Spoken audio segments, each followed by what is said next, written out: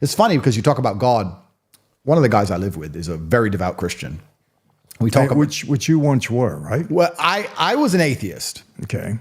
And then I educated myself. And then I was a Christian for a while. But I think I reverted to that because I was raised Christian. So I was like, I believe in God again, so I'm a Christian. And then I read the Bible, and then I read the Quran. And then I found an affinity with Islam. And it's a very interesting conversation because in a lot of ways, they're a lot more similar than people realize. They're actually very similar. But I don't feel qualified to discuss Islam like that because it's a very complicated religion, and I'm a revert. I'm only 2 years in, and I'm learning. But one of the guys who lives with me is a devout Christian, and we often have these conversations, and we talk about these things. And your brother's a Christian. My brother's a Christian, that's right.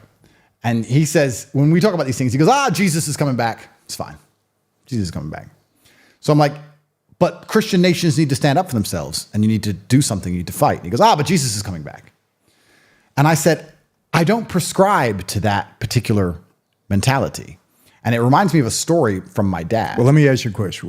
When you say you don't prescribe to that mentality, do you not believe Jesus is coming back, or you just don't believe in that mentality you just described? I do believe, let's say I believe Jesus was coming back. That wouldn't mean I don't take action. That wouldn't mean I just wait. I agree with that. I don't agree with it's going to be fine, it'll be fixed by Jesus. No.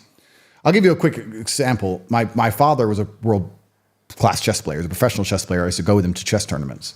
We were at a chess tournament. I think we were in Chicago, Illinois, and I must have been about 8 years old. And Azerbaijani grandmaster turned up, and he looked visibly shaken. And he's from Azerbaijan, so he was not used to driving on ice. And he came in, and he looked visibly shaken, and my dad and his friends were standing there, all the chess players, and he said, what's the matter? And he goes, God just saved my life. God just saved my life. And we were like, what happened?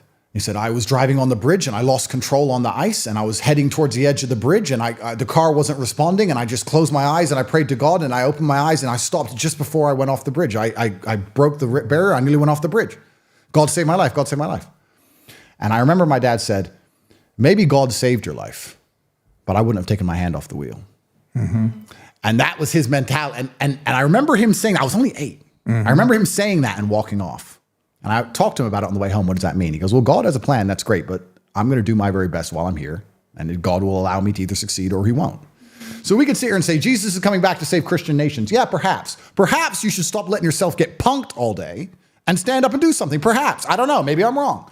But it truly breaks my heart when these things are happening. Well, no, you're right, because faith without works is it's meaningless. But let me ask you, very interesting, because you said you believe Jesus is coming back, and yet you're Islam. So does Islam. They do? Yeah. So they believe that Jesus is the Son of God? Yeah. Okay. They believe he was a messenger. They don't believe he's the Son of God? I have to be, I don't want to say anything incorrect, because if I say anything incorrect, the Muslim world jumps all over me. But they do believe he was a messenger. They believe he was a prophet, along with Muhammad and along with Moses. They believe in a lot of the same things. I guess the very simplistic way to understand or explain Islam is they believe in the Bible. They believe in all of it. They just wrote one more book afterwards by one more messenger, Muhammad, peace be upon him. And in his book, he said, Christians are right. Everything's right. But there's also this part. That's the very simplistic view of it.